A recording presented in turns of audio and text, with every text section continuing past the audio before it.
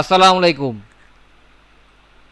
প্রিয় শিক্ষার্থীরা, আপনারা যারা লারাবেল ওয়েবসাইট সেটআপ দিতে যাচ্ছেন তারা প্রথমে আগে জ্যাম সার্ভার ওপেন করবেন। আমি আর এই যে জ্যাম সার্ভারটা ওপেন করছি, জ্যাম সার্ভারটা ডাউনলোড করে নেবেন, জ্যাম্প লিখে সার্চ করবেন।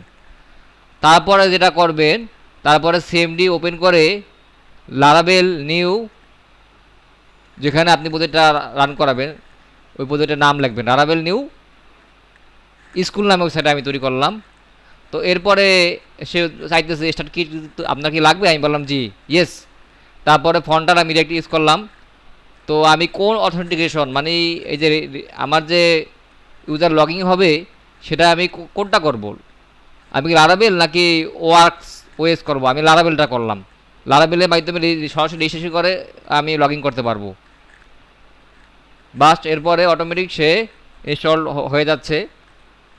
আমি একটু ফাস্ট করে দিলাম যাতে করে আপনাদের সময় কম লাগে, এই কারণে। আর তো ইন্টারনেটে আরও বেশি সময় লাগতে পারে, স্পিড উপর নির্ভর করবে। আমি এআই গাইডনেস কি ইউজ করব? হ্যাঁ, আমি গাইডনেস ইউজ করব। এআই দিলে অনেক সময় কোনো ভুল হলে এরো হলে এটা দেশে দেখা দেয়। আমি কোনটা ইউজ করব? ক্লাউড আর নান। নান ইউজ করেন আপনারা। ওই ক্লাউড দিলে হয় কি, ওই গিটে পুশ দেওয়ার পরে সরাসরি লারাবেল ক্লাউডে চলে যায়। লারাবেল ক্লাউড আর একটা ভার্চুয়াল সার্ভার। তো আপনারা নানই ইউজ করবেন, যদিও আমি ক্লাউড আমি এটা দিয়েছি। তো নেক্সটে আমি এআই কোনটা ইউজ করব? আচ্ছা, এই ক্লাউড কোড দিলাম। ক্লাউড কোড হলো ক্যারাসল আপনার এডিটরের জন্য। আপনারা সাধারণত কোডেক্সটা ইউজ করতে পারেন, কোডেক্সটা বেস করার জন্য উপযোগী। তারপরে নেক্সটে আমার যেটা করতে হবে, ওই যে CD school computer run Dave এটা দিতে হবে। কিন্তু আমি এটা করব কি, বিএস করে আমি এটা ওপেন করব। তো বিএস করে ওপেন করার জন্য আমার যেটা যেতে হবে, ওই সেম ওখানে আবার রিওপেন করে বা ওখানে লিখবো আমি কোড স্পেস, তারপর হচ্ছে ফুল স্টপ। ক্লিক করলে কি হবে, আমার বেস কোডটা ওপেন হয়ে যাবে। এরপরে আমি এই বেস কোডে আমি টার্মিনালে যে লিখবো, বেস কোডটা ওপেন হোক।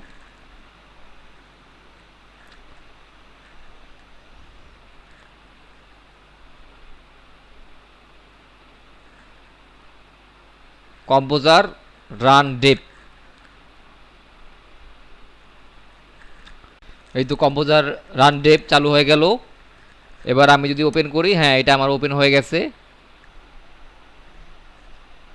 তো এটা হচ্ছে আমার লারাবেল, তো কালার নামে ইনস্টল হলো। তো এভাবে করে আমরা নতুন লারাবেলে প্রজেক্ট ইনস্টল করতে পারি। পরবর্তীতে এর কী কাজ করব আমি আবার দেখিয়ে দিব ইনশাল্লাহ। আজকে এই পর্যন্তই। আসসালামু আলাইকুম।